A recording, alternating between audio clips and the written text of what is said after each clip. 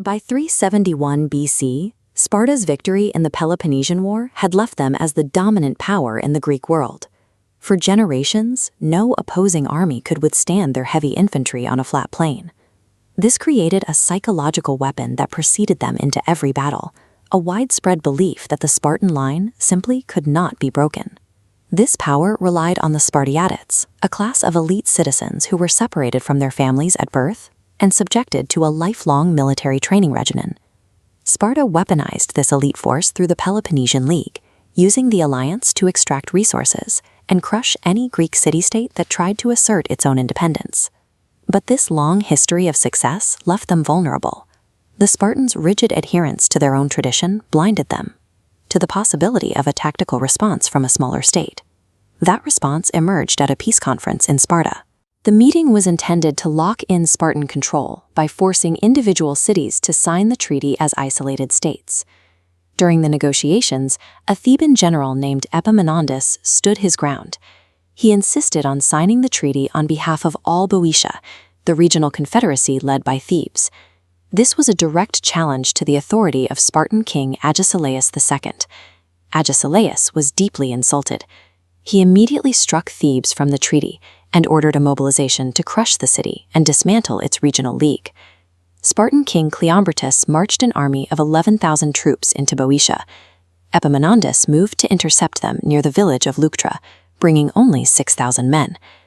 By refusing to yield at the conference, Epaminondas forced a physical confrontation, where his outnumbered forces had to secure a victory or see Thebes destroyed.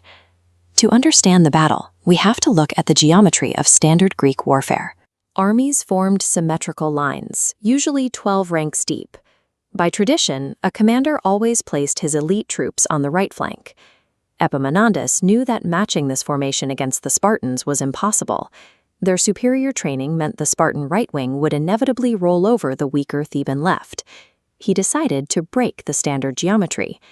Moving his own elite troops to his left flank, he placed them directly opposite the Spartan king. Then, instead of a shallow line, he packed that left wing into a massive, concentrated column, 50 ranks deep. At the very tip of this spear, he placed the sacred band.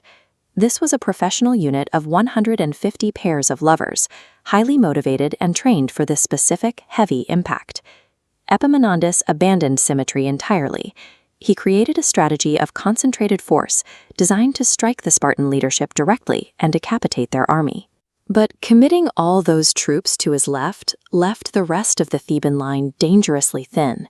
If the Spartans engaged those weak sections, the Thebans would be rapidly surrounded. To protect his weak side, Epaminondas used an oblique order. He ordered his center and right wings to step backward, forming a staggered, diagonal line that delayed contact with the enemy.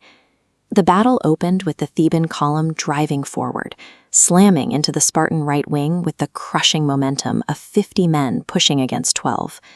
The Spartan right wing could not absorb the physical pressure. The formation broke under the weight, and King Cleombrotus was killed in the close quarters fighting. With their king dead and their elite warriors destroyed, the Spartans' morale collapsed. The invincible army routed before the rest of the lines had even made contact. After the retreat, the tactical victory gave way to a grim reality for the Spartan state. Of the 700 full Spartiate citizens present at Leuctra, 400 lay dead on the field. Because Sparta relied on extremely restrictive citizenship laws, their population of elite warriors was already small. They had no way to replace such a high percentage of their core fighting force. Earlier in the campaign, the Spartans had captured several Theban ships, but that minor gain meant nothing compared to this sudden, irreplaceable loss of manpower. Leuctra was more than a defeat. It was a demographic catastrophe that permanently crippled Sparta's ability to field dominant armies. The myth of Spartan invincibility was gone.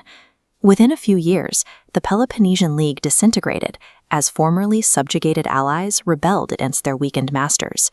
Thebes briefly took its place as the dominant power in Greece, completely shifting the balance of the ancient Mediterranean. While Thebes' rise was short-lived, its ideas were not. A young Macedonian hostage named Philip II lived in Thebes and studied Epaminondas' innovations. He brought these principles of concentrated force back to his own kingdom and passed them to his son. The innovation at Leuctra provided the foundational logic of weighted wings and staggered lines that Alexander would eventually use to dismantle the Achaemenid Empire.